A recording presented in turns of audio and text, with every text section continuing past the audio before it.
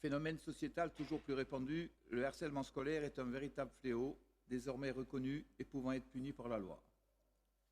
S'il a probablement toujours existé, sa pratique se développe et se banalise, engendrant des dégâts psychologiques, voire physiques importants sur les enfants et adolescents qui en sont victimes, certains allant même, nous l'avons encore vu récemment dans les faits divers, jusqu'au suicide. Face à cette problématique, les parents sont souvent démunis, n'ayant parfois même pas connaissance des agissements subis par leurs enfants. La sphère éducative n'est, quant à elle, pas suffisamment formée à la détection et à la gestion de ces cas pour pouvoir apporter une réponse adaptée.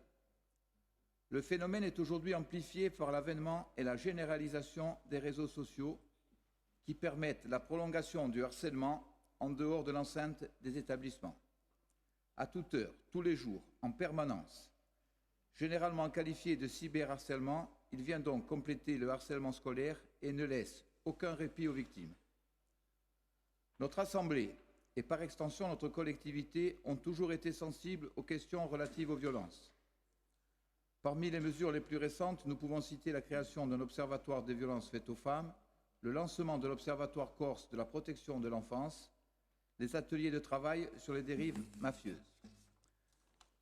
Concernant plus précisément la problématique du harcèlement scolaire, il existe d'ores et déjà un observatoire international de la violence à l'école qui pourrait être décliné à l'échelle nationale française.